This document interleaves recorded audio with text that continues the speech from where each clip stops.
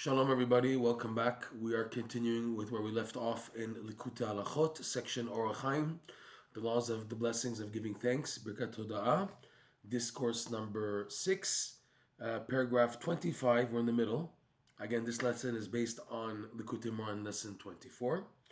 We left off where Rav Nosson, he emphasizes very emphatically, strong, that any time, any place, a Jew can connect to the inner point of truth rooted inside of him, which is the connection, deeply connected to faith in Hashem, and that's the Emunat Yisrael, the faith of the Jewish people in Hashem, and how we are directly connected to Hashem through our service and mitzvot. That's why He commanded us to be His people, and that is enough already to bring joy to a person.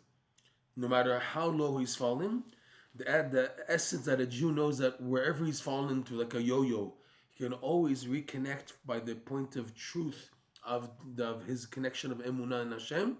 That's what's to be happy about. And in saying that, Rav Nosson connects truth to joy, Bezat Hashem. So now Rav Nosson continues. What's the challenge then? What's the difficulty in this? If it's so easy, so it should work out, right? But there's a difficulty. He says like this: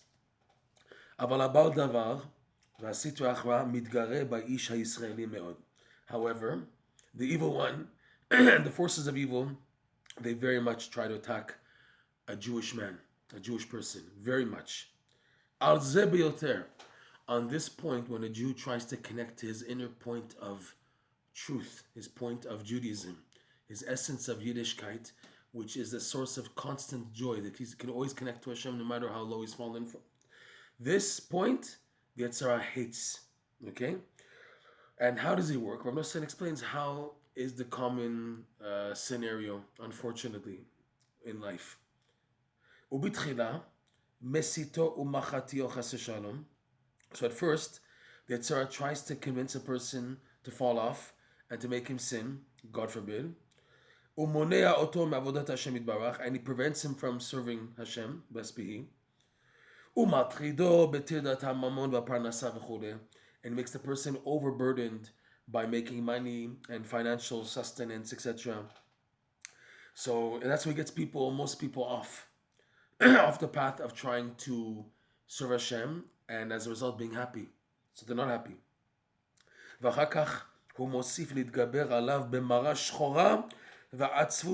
And after he succeeds in getting people carried away and burdened by money, afterwards he adds more.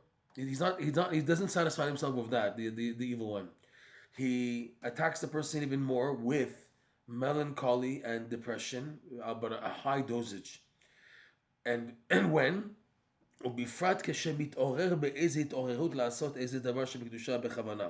in particular, when a person tries to be aroused, to wake up, to have a spiritual arousal, an enthusiastic arousal, to do something holy, even though he's already stuck in the money and everything, and he's sinned, he wants to come back, he wants to do something. When he takes upon himself that he wants to commit himself to doing something good, and he has a spiritual arousal for that, and come back to Hashem to do something proper, that's when Yetzer Hara attacks him even more with sadness. Look at you. Who do you think you are? You're going to do this? You think it's going to change? You think it's going to make you a better person? You're anyway stuck and you're never going to make it. And this psychological trick of the evil one is very, very detrimental. As is brought down in all many holy books about this danger of the Yetzer Hara attacking with sadness, making the person feel depressed because he sees that he has no value and no worth. Okay? In particular in Rabbi Nachman's teachings, he goes into this a lot.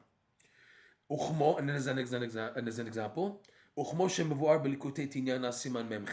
as is brought down in Likutey Moharan, part 2, lesson 48. This is one of the most powerful lessons in Likutey Moharan. They call it the Igeret, the letter. It's like Rabbi Nachman's writing a personal letter to you.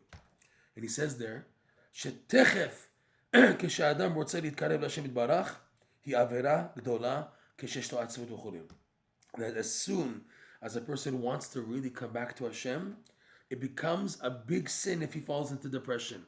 And that's where specifically the Yetzirah attacks a person. More than this, besides it, Rev Nosson writes, I personally heard a lot from Rabbi Nachman's mouth about this topic. How this is the main way the Yetzirah gets people.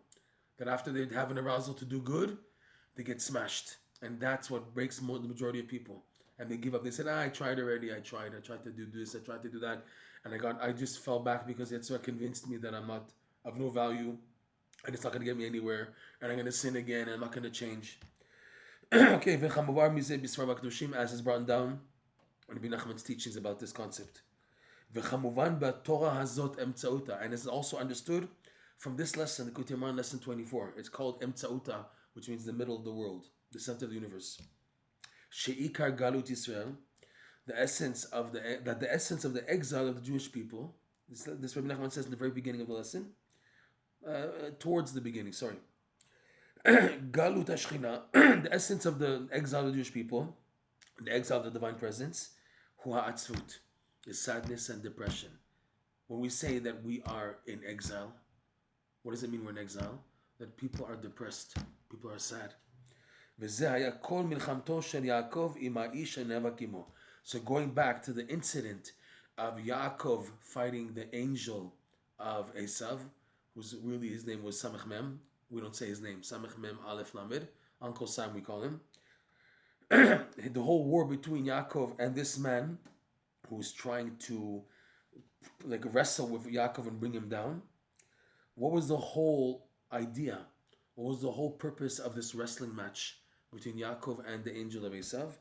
Sheratza lagbir hagalut ulharicho meod sheikar galut u'atzvut. That he wanted really to make overpowering the exile and to lengthen it, like we said earlier, very much. And what is the essence of exile? Sadness. His whole idea, Rav Nosson will show that how this is hinted to in the term for avak. What does avak represent? He's going to go into this eventually. But he's just telling us the whole battle between Yaakov and Esav's angel was his mission to try to overpower the Jewish people with sadness. That's it. Sadness is the key of exile. That's the pit, the damage zone for everything else is sadness and depression. We'll see how Rav Nosson continues how B'ezrat Hashem to get out of this situation. How he explains what's the representation of Yaakov Avinu, why every Jew needs Yaakov Avinu's light in his life, and what it represents, and how a person has to be so strong. B'ezrat Hashem. This lesson, again, is based on the Likutey Moharan lesson 24. If you want to research more of this lesson, you can go to lesson24.Breslov Therapy, BRESLOV therapy.com. And again, if you'd like to support what we're doing and trying to spread Rabbi Nachman's teachings, you can do so at donate.breslovtherapy.com. Thank you, and may the light of Rabbi Nachman and Rosen shine into you and every part of your life. Shalom, shalom.